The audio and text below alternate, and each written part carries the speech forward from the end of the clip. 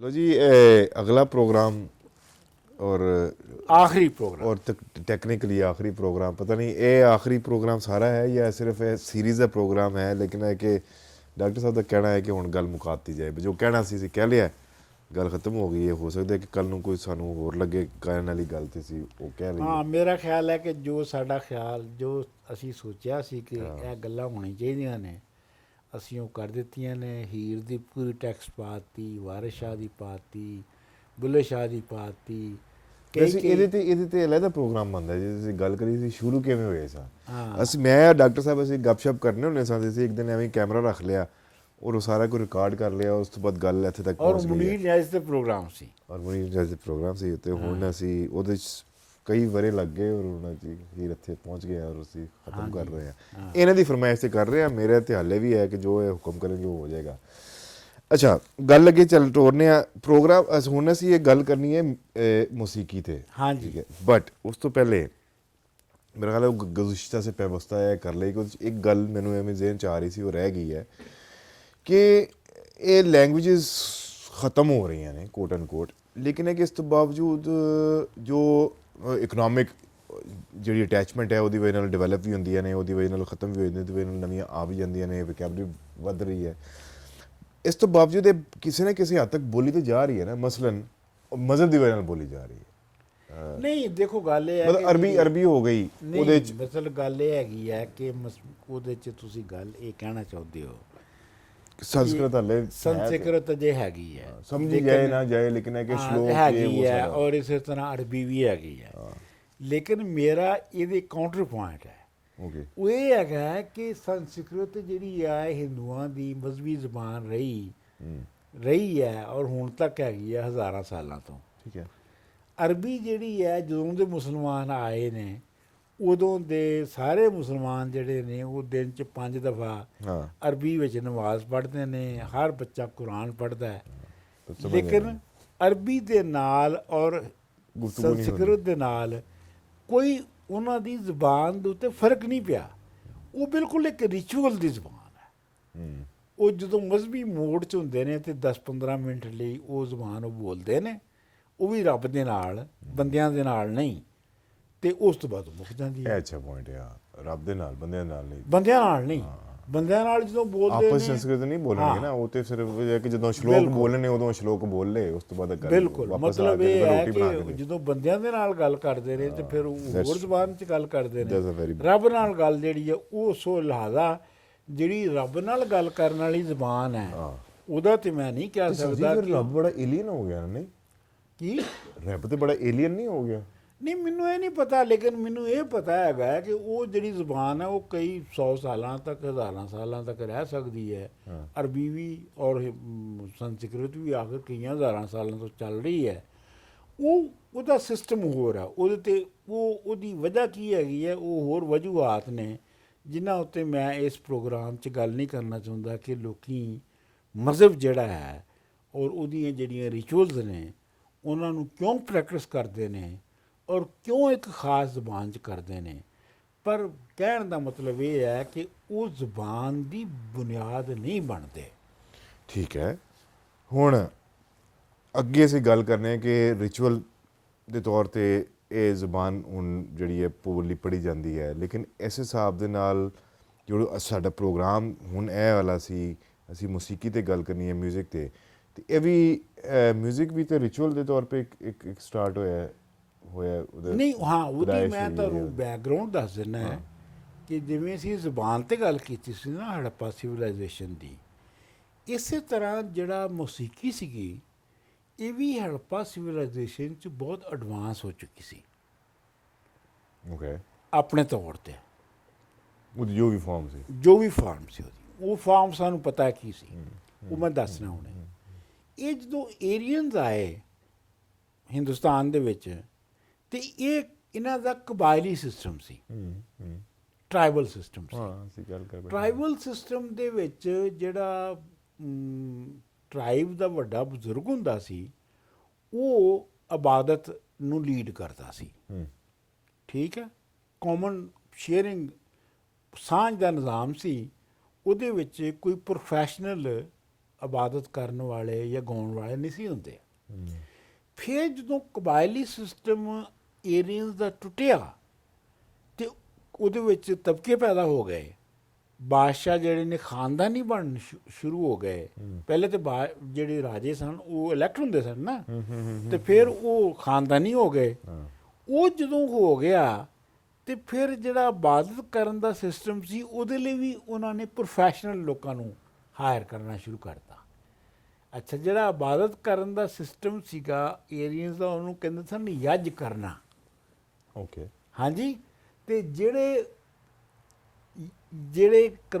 ਫਿਰ ਬਾਅਦ ਦੇ ਵਿੱਚ ਜਿਹੜੇ ਅਮੀਰ ਜਿਹੜੇ ਲੋਕ ਜਿਨ੍ਹਾਂ ਕੋਲ ਬਹੁਤਾ ਸਰਪਲਸ ਆ ਗਿਆ, ਉਹਨਾਂ ਨੂੰ ਯਜਮਾਨ ਕਹਿਣਾ ਸ਼ੁਰੂ ਕਰਤਾ। ਅੱਛਾ। ਤੁਸੀਂ ਹੈਰਾਨ ਹੋਵੋਗੇ ਕਿ ਪਾਕਿਸਤਾਨ ਪੰਜਾਬ ਦੇ ਵਿੱਚ ਸਿਰਫ ਮਰਾਸੀ ਨੇ ਜਿਹੜੇ ਕਿ ਪ੍ਰਾਪਰਟੀ ਤਬਕਿਆਂ ਨੂੰ ਯਜਮਾਨ ਕਹਿੰਦੇ ਨੇ। ਆਮ ਤੌਰ ਤੇ ਯਜਮਾਨ ਨਹੀਂ ਬੋਲਿਆ ਜਾਂਦਾ। ਇਹ ਤਾਰੀਖ ਤੋਂ ਆਇਆ ਹੈ, ਕਿਉਂਕਿ ਜਦੋਂ ਉਹਨਾਂ ਨੇ ਏਰੀਅਨਸ ਨੇ ਜਦੋਂ ਇਹਨੂੰ ਪ੍ਰੋਫੈਸ਼ਨਲ ਲੋਕਾਂ ਦੇ ਹੱਥ 'ਚ ਦੇਣਾ ਸ਼ੁਰੂ ਕੀਤਾ ਇਬਾਦਤ ਕਰਨ ਦੇ ਸਿਸਟਮ ਨੂੰ, ਯੱਜ ਕਰਨ ਨੂੰ, ਤੇ ਉਹ ਚੂੰਕਿ ਹੜੱਪਾ ਦੇ ਲੋਕ ਜਿਹੜੇ ਸਨ ਸਿਵਲਾਈਜੇਸ਼ਨ ਦੇ, ਉਹਨਾਂ ਦੇ ਕੋਲ ਗਾਉਣ ਦਾ ਪੂਰਾ ਇੱਕ ਐਡਵਾਂਸ ਸਿਸਟਮ ਮੌਜੂਦ ਸੀ, ਲਿਹਾਜ਼ਾ ਉਹਨਾਂ ਦੇ ਹੱਥ ਆ ਗਿਆ। ਇਸ ਵਾਸਤੇ ਉਹ ਜਿਹੜੀ ਪੂਰੀ ਜਿਹੜਾ ਸਿਸਟਮ ਸੀਗਾ ਗਾਉਣ ਦਾ, ਔਰ ਖ਼ਾਸ ਤੌਰ ਤੇ ਵੇਦ ਗਾਉਣ ਦਾ, ਉਹ ਇਹਨਾਂ ਦੀ ਬੁਨਿਆਦ ਬਣ ਗਿਆ ਹੜੱਪੇ ਸਿਵਲਾਈਜੇਸ਼ਨ ਦੇ ਗਾਉਣ ਵਾਲਿਆਂ ਦੀ। ਅੱਛਾ, ਚੂੰਕਿ ਉਹ ਇੱਕ ਇਬਾਦਤ ਜਾਂ ਰਿਚੁਅਲ ਦਾ ਸਿਸਟਮ ਸੀ, ਇਸ ਲਈ ਉਹਦੀ ਜਿਹੜੀ ਗਾਉਂਦੇ ਸਨ, ਉਹਦੀ ਹਰ ਮੰਜ਼ਿਲ ਜਿਹੜੀ ਹੈ ਉਹ ਮੁਕਰਰ ਸੀ। ਠੀਕ ਹੈ। ਕਿਉਂਕਿ ਉਹ ਇਬਾਦਤ ਦਾ ਹਿੱਸਾ। ਜਿਵੇਂ ਤੁਸੀਂ ਦੇਖੋ ਨਾ, ਜਿਵੇਂ ਤੁਸੀਂ ਨਮਾਜ਼ ਪੜ੍ਹਦੇ ਹੋ ਤੇ ਨਮਾਜ਼ ਪੜ੍ਹਨ ਲਈ ਪਹਿਲੇ ਤੁਸੀਂ ਵਜ਼ੂ ਕਰੋਗੇ, ਵਜ਼ੂ ਕਰਨ ਤੋਂ ਬਾਅਦ ਫਿਰ ਖ਼ਾਸ ਤਰੀਕੇ ਦੇ ਨਾਲ ਜੋ ਵੀ ਸੀਕੁਐਂਸ ਹੈ ਨਮਾਜ਼ ਪੜ੍ਹਨ ਦਾ, ਉਹਨੂੰ ਤੁਸੀਂ ਫਾਲੋ ਕਰੋਗੇ। ਤੁਸੀਂ ਉਹਦੇ ਵਿੱਚ ਇੱਧਰ ਉੱਧਰ ਨਹੀਂ ਕਰ ਸਕਦੇ। ਠੀਕ ਹੈ ਨਾ, ਤੁਸੀਂ ਉਹਨੂੰ ਬਦਲ ਨਹੀਂ ਸਕਦੇ ਉਸ ਸੀਕੁਐਂਸ ਨੂੰ। ਇਸੇ ਤਰ੍ਹਾਂ ਜਿਹੜੀ ਯੱਜ ਕਰਨਾ ਸੀ ਜਾਂ ਇਬਾਦਤ ਕਰਨ ਲਈ ਗਾਉਣਾ ਸੀ, ਉਹਦੇ ਵੀ ਜਿਹੜੇ ਮਰਹਲੇ ਸਨ, ਸਟੇਜਸ ਸਨ, ਉਹ ਤੈਅ ਹੋ ਗਈਆਂ ਕਿ ਪਹਿਲੇ ਅਲਾਪ ਹੋਏਗਾ। ਅਗਰ ਤੁਸੀਂ ਅਲਾਪ ਨੂੰ ਵੇਖੋ ਕਲਾਸੀਕਲ ਮਿਊਜ਼ਿਕ ਦੇ ਵਿੱਚ, ਤੇ ਉਹ ਤੁਹਾਨੂੰ ਲੱਗੇਗਾ ਕਿ ਜਿਵੇਂ ਲੋਕਾਂ ਨੂੰ ਇਕੱਠਾ ਕੀਤਾ ਜਾ ਰਿਹਾ ਹੈ, ਇੱਕ ਆਮ ਆਵਾਜ਼ ਲਾਈ ਜਾ ਰਹੀ ਹੈ, ਕੁਛ ਨਹੀਂ ਉਹਦੇ 'ਚ ਬੋਲਿਆ ਨਹੀਂ ਜਾ ਰਿਹਾ। ਸਰਗਮ ਜਿਹੜੀ ਹੈ, ਉਹ ਸਰਗਮ ਹੋ ਰਹੀ ਹੈ, ਔਰ ਲੱਗਦਾ ਹੈ ਕਿ ਜਿਵੇਂ ਲੋਕਾਂ ਨੂੰ ਇਕੱਠੇ ਕਰਨ ਦਾ ਇੰਤਜ਼ਾਰ ਹੋ ਰਿਹਾ ਹੈ। ਫਿਰ ਖਿਆਲ ਆਉਂਦਾ ਹੈ। ਖਿਆਲ ਦੇ ਵਿੱਚ ਜਿਹੜਾ ਮੇਨ ਥੀਮ ਹੈ ਵੇਦਾਂ ਦਾ, ਉਹ ਪੇਸ਼ ਕੀਤਾ ਜਾਂਦਾ ਹੈ। ਠੀਕ ਹੈ, ਖਿਆਲ ਦਾ ਮਤਲਬ ਇਹ ਹੈਗਾ। ਫਿਰ ਅਖੀਰ ਤੇ ਫਿਰ ਅਖੀਰ ਜਦੋਂ ਤਰਾਨਾ ਆਉਂਦਾ ਹੈ, ਜਦੋਂ ਉਹ ਸਾਰਾ ਕੁਝ ਹੋ ਗਿਆ ਤੇ ਫਿਰ ਹੁਣ ਲੋਕਾਂ ਨੂੰ ਐਕਸਾਈਟ ਕਰਨਾ ਹੈ,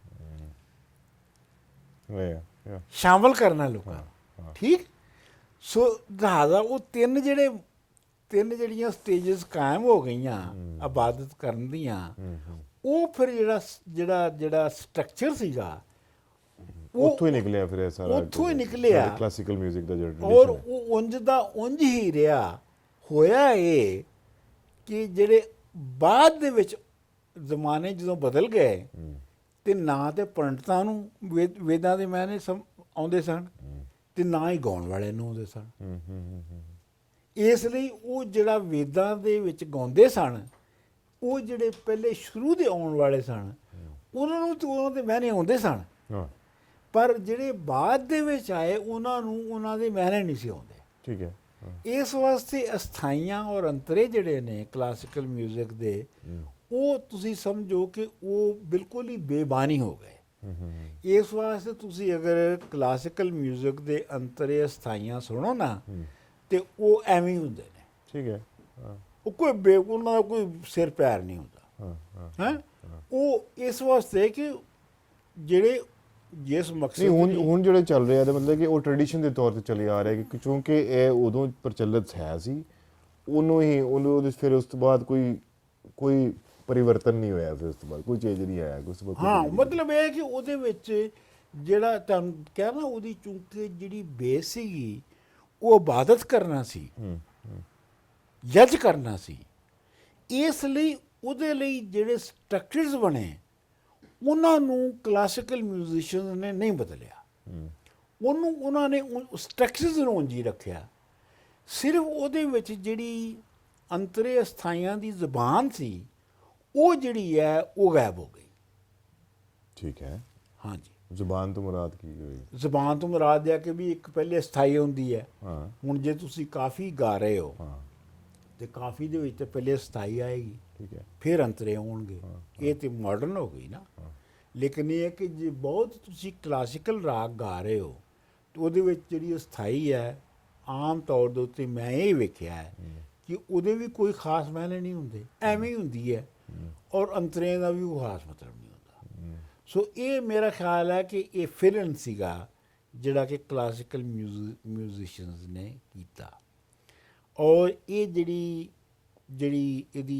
ਮੁੱਢ ਸੀਗਾ ਉਹ ਹੜੱਪੇ ਦੀ ਸਿਵਲਾਈਜੇਸ਼ਨ ਦੇ ਵਿੱਚ ਬਣਿਆ ਸੀ ਔਰ ਉਹਦੇ ਵਿੱਚ ਹੀ ਰਿਹਾ।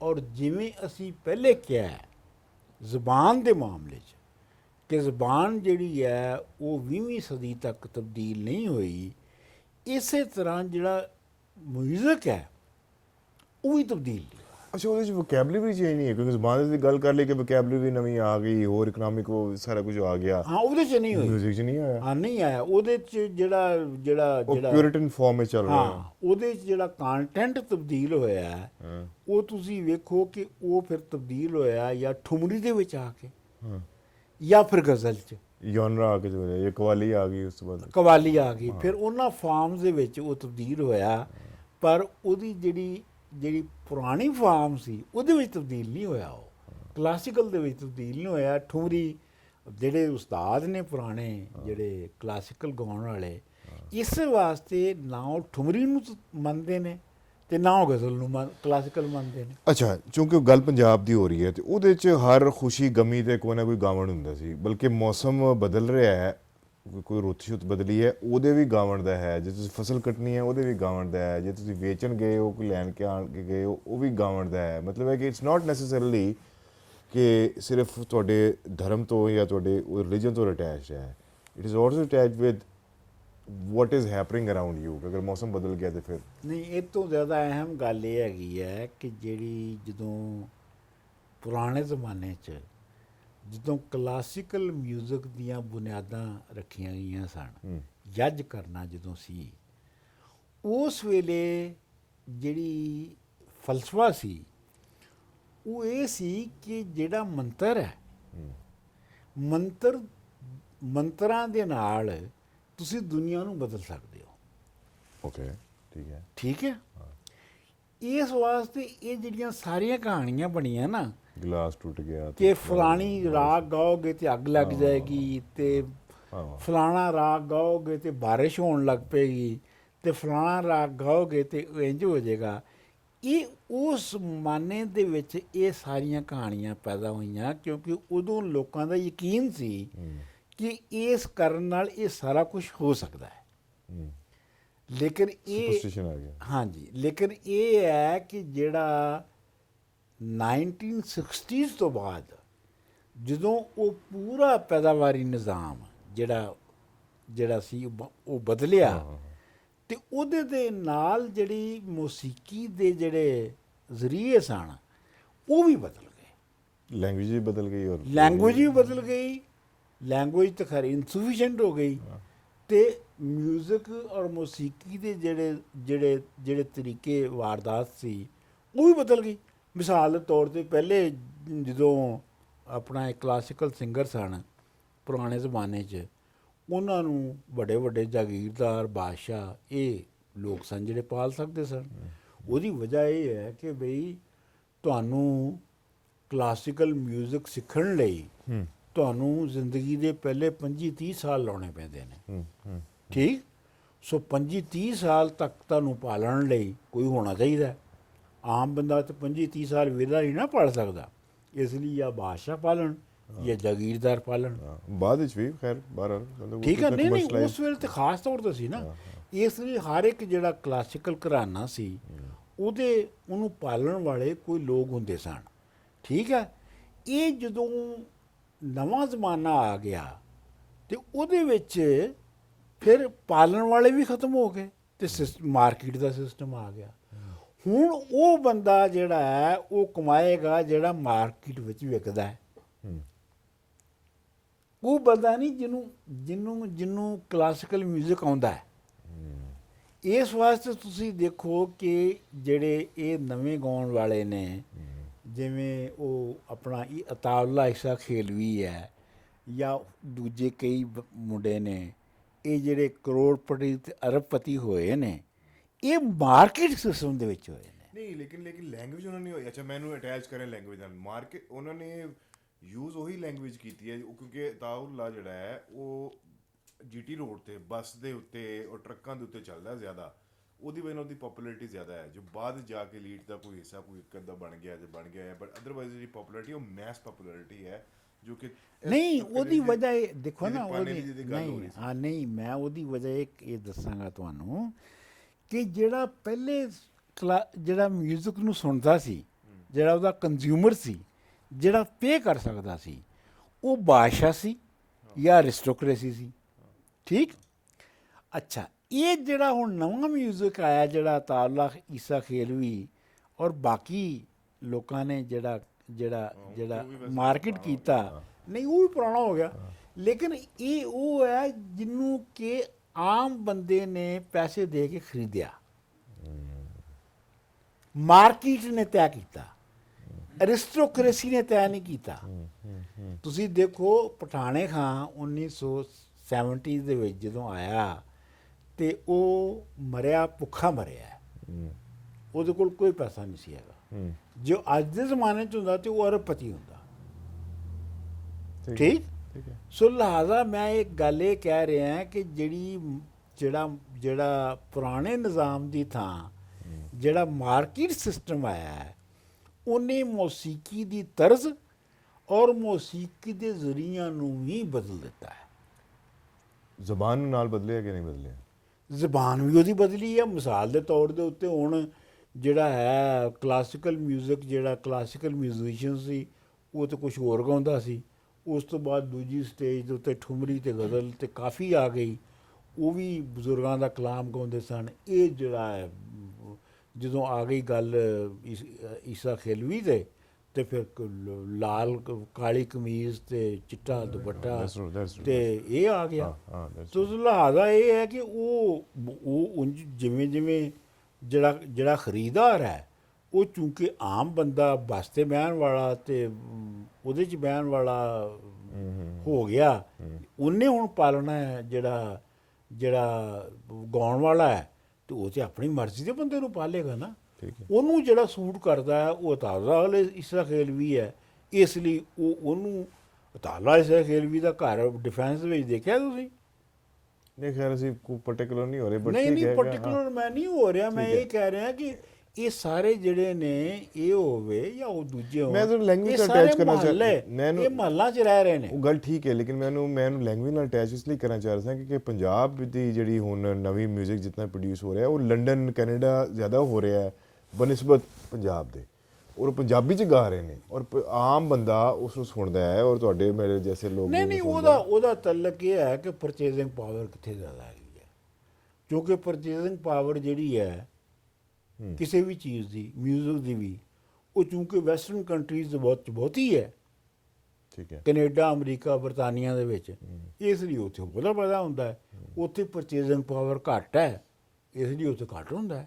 ਲੇਕਿਨ ਇਹ ਸਾਰੀ ਮਸਲਾ ਇਹ ਹੈਗਾ ਕਿ ਕਿਹਨੂੰ ਉਹ ਪਰਚੇਜ਼ ਕਰਨਾ ਚਾਹੁੰਦੇ ਨੇ ਔਰ ਕਿਹਨੂੰ ਉਹ ਪਰਚੇਜ਼ ਨਹੀਂ ਕਰਨਾ ਚਾਹੁੰਦੇ, ਇਹ ਹੈ ਮਸਲਾ।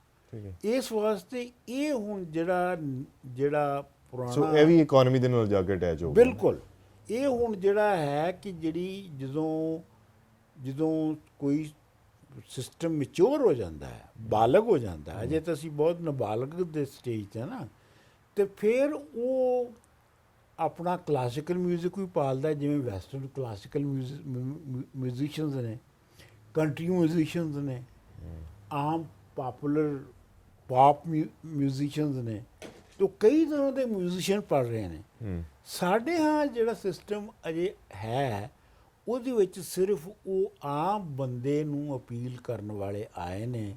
ਅਜੇ ਉਹ ਸਿਸਟਮ ਨਹੀਂ ਬਣਿਆ ਕਿ ਜਿਹਦੇ ਵਿੱਚ ਕਲਾਸੀਕਲ ਮਿਊਜ਼ਿਕ ਜਿਹੜਾ ਹੈ, ਮਿਊਜ਼ੀਸ਼ੀਅਨ ਜਿਹੜਾ ਹੈ ਉਹ ਵੀ ਪੜ੍ਹ ਸਕੇ, ਕਾਫੀ ਗਾਉਣ ਵਾਲਾ ਵੀ ਪੜ੍ਹ ਸਕੇ ਤੇ ਬਾਕੀ ਵੀ ਪੜ੍ਹ ਸਕੇ। ਸੋ ਹੁਣ ਇੱਥੇ ਸਾਡਾ ਨਾ ਸਿਰਫ ਹੈ ਕਿ ਪ੍ਰੋਗਰਾਮ ਖਤਮ ਹੁੰਦਾ ਹੈ, ਬਲਕਿ ਹੈ ਕਿ ਪੂਰੀ ਸੀਰੀਜ਼ ਖਤਮ ਹੁੰਦੀ ਹੈ ਜੀ। ਤੇ ਹੁਣ ਤੁਸੀਂ ਆਪਣਾ ਕੋਈ ਇਖਤਤਾਮੀ ਨੋਟ ਦੱਸ ਦਿਓ ਕਿ how was the ride so far. ਨਹੀਂ, ਮੇਰਾ ਖਿਆਲ ਹੈ ਕਿ ਬਹੁਤ ਅੱਛੀ ਰਾਈਡ ਕਿੰਨੇ ਸਾਲ ਸੀ। ਲੱਗੇ ਸਾਨੂੰ? 12 ਸਾਲ ਨਹੀਂ, ਬੜੇ 10 ਸਾਲ ਹੋ ਗਏ ਨੇ, 10 ਸਾਲ ਤੇ ਹੋ ਗਏ ਹੋਣਗੇ, ਤਕਰੀਬਨ ਇਤਨਾ ਹੋ ਗਿਆ। 12। ਬੜੀ ਅੱਛੀ ਰਾਈਡ ਸੀ। ਔਰ ਇਹ ਹੈ ਕਿ ਜੋ ਸੋਚਿਆ ਸੀ ਕਿ ਐਸਾ ਇਸ਼ੂ ਦੇ ਉੱਤੇ ਗੱਲ ਹੋਣੀ ਚਾਹੀਦੀ ਹੈ, ਉਹ ਹੋ ਗਈ। ਉਹ ਹੋ ਗਈ। ਸਾਰੇ ਕਲਾਸੀਕਲ ਪੋਇਟਸ 'ਤੇ ਗੱਲ ਹੋ ਗਈ, ਟੈਕਸਟ ਦੇ ਉੱਤੇ ਗੱਲ ਹੋ ਗਈ, ਜ਼ੁਬਾਨ 'ਤੇ ਗੱਲ ਹੋ ਗਈ, ਮਿਊਜ਼ਿਕ 'ਤੇ ਗੱਲ ਹੋ ਗਈ। ਹੁਣ ਮੇਰਾ ਖਿਆਲ ਹੈ ਕਿ ਅਸੀਂ ਜੋ ਕੁਝ ਕਹਿਣਾ ਸੀ ਉਹ ਕਹਿ ਲਿਆ ਹੈ। ਹੁਣ ਇਹ ਸੁਣਨ ਵਾਲਿਆਂ 'ਤੇ ਹੈ ਕਿ ਅੱਛਾ, ਇਹ ਨਹੀਂ ਸੀ ਸਾਡਾ ਕਿ ਕੋਈ ਸਾਡੀ ਕੋਈ ਆਡੀਅנס ਹੋਏਗੀ, ਲੇਕਿਨ ਇਹ ਕਿ ਸਾਨੂੰ ਇਸ ਨਾਲ ਸਾਡੀ ਬੜੀ ਲਿਮਿਟਿਡ ਰਹੀ। ਉਸ ਤੋਂ ਬਾਅਦ ਐਕਸਪੈਂਡ ਵੀ ਹੋਈ, ਲੇਕਿਨ ਐਕਸਪੈਂਡ ਹੋ ਕੇ ਵੀ ਬੜੀ ਲਿਮਿਟਿਡ ਰਹੀ ਹੈ। ਉਹ ਲੋਕ ਜਿਹੜੇ ਜਾਂ ਤਾਂ ਇਸ ਤੋਂ ਇੰਟਰਸਟਿਡ ਹੈ ਨੇ, ਜਾਂ ਲੈਂਗੁਏਜ ਤੇ ਗੱਲ ਕਰਨਾ ਚਾਹ ਰਹੇ ਨੇ, ਜਾਂ ਕਲਾਸੀਕਲ ਪੋਇਟਸ ਦੇ ਬਾਰੇ ਨਾਲ ਗੱਲ ਕਰਨਾ ਚਾਹ ਰਹੇ ਨੇ, ਲੇਕਿਨ ਉਹਦੇ 'ਚ ਕੋਈ ਨਾ ਕੋਈ ਵਾਧਾ ਘਾਟਾ ਹੁੰਦਾ ਰਿਹਾ। ਬਹਰਹਾਲ ਇਹ ਹੈ ਕਿ ਅਸੀਂ ਤਾਂ ਆਪਣੇ ਸ਼ੌਕ ਨਾਲ ਕਰ ਰਹੇ ਸਾਂ। ਸਾਨੂੰ ਤਾਂ ਇਸ ਗੱਲ ਨਾਲ ਗਰਜ਼ ਨਹੀਂ ਸੀ ਹੈਗੀ ਕਿ ਕੋਈ ਸੁਣ ਰਿਹਾ ਕਿ ਨਹੀਂ ਸੁਣ ਰਿਹਾ। ਲੋਕਾਂ ਦੀ ਮਿਹਰਬਾਨੀ ਆ, ਉਹ ਸੁਣ ਰਹੇ ਨੇ, ਜਿਹੜੇ ਵੀ ਸੁਣ ਰਹੇ ਨੇ। ਅਤੇ ਸਾਡਾ ਕੋਈ ਮਸ਼ਹੂਰ ਹੋਣ ਦਾ, ਜਾਂ ਕੋਈ ਇਨਾਮ ਲੈਣ ਦਾ, ਜਾਂ ਕੋਈ ਸਲਾਮੀ ਲੈਣ ਦਾ ਤੇ ਨਹੀਂ, ਕਿਉਂਕਿ ਸਵਾਲ ਬਹੁਤ ਸਾਰੇ ਆਏ ਔਰ ਉਹਦੇ 'ਚ ਗਿਲੇ ਵੀ ਬਹੁਤ ਸਾਰੇ ਆਏ। ਗਿਲਾ ਤਾਂ ਇਹ ਵੀ ਆਇਆ ਸੀ ਕਿ ਜਨਾਬ ਤੁਸੀਂ ਇਸ ਤਰ੍ਹਾਂ ਹੀ ਬੈਠੇ ਰਹਿੰਦੇ ਹੋ ਤੇ ਬਾਕੀ ਗੁਫ਼ਤਗੂ ਮਤਲਬ ਆਪਣੀ ਘਰ ਘੁੱਟ ਲੈਂਦੇ ਹੋ, ਤੇ ਕੁਝ ਤਰ੍ਹਾਂ ਬਦਲਿਆ ਕਰੋ, ਕੋਈ ਇਹ ਕਰਿਆ ਕਰੋ, ਉਹ ਕਰਿਆ ਨਹੀਂ, ਕਰੋ। ਅਸੀਂ ਜੋ ਕੁਝ ਕਰ ਸਕਦੇ ਸਾਂ। ਦੇਖੋ ਜੀ, ਉਹ ਗੱਲ ਇਹ ਹੈਗੀ ਹੈ ਕਿ ਬਹੁਤ ਸਾਰੇ ਲੋਕ ਨੇ ਉਹ ਚਾਹੁੰਦੇ ਨੇ ਕਿ ਜੀ ਬੜਾ ਬਣਿਆ ਬਣਾਇਆ ਗ੍ਰੈਂਡ ਸਿਸਟਮ। ਇਹਦੇ 'ਚ ਵੈਸੇ ਮੈਂ ਵੀ ਸ਼ਾਮਲ ਹਾਂ। ਅੱਛਾ, ਇਹ ਗ੍ਰੈਂਡ ਸਿਸਟਮ ਹੋਵੇ। ਪਰ ਮੇਰਾ ਹਮੇਸ਼ਾ ਤੋਂ ਇਹ ਖਿਆਲ ਰਿਹਾ ਕਿ ਉਹ ਕਰੋ ਜੋ ਤੁਸੀਂ ਕਰ ਸਕਦੇ ਹੋ, ਜੋ ਅਸੀਂ ਕਰ ਲਿਆ। ਜੋ ਅਸੀਂ ਕਰ ਲਿਆ। ਜੇ ਤੁਸੀਂ ਬਹੁਤ ਵੱਡੇ ਸਟਰਕਚਰਸ ਦੀਆਂ ਸੋਚਣਾ ਸ਼ੁਰੂ ਹੋ ਗਏ, ਨਾ ਉਹ ਬਣਨੇ ਨੇ ਤੇ ਨਾ ਤੁਸੀਂ ਹੋਣਾ ਹੈ। ਇਸੇ ਵਾਸਤੇ ਇਹ ਹੈ ਕਿ ਤੁਸੀਂ ਤੇ ਮੈਂ ਮਿਲ ਕੇ ਤੇ 90 ਪ੍ਰੋਗਰਾਮ ਕਰ ਲਏ ਨੇ।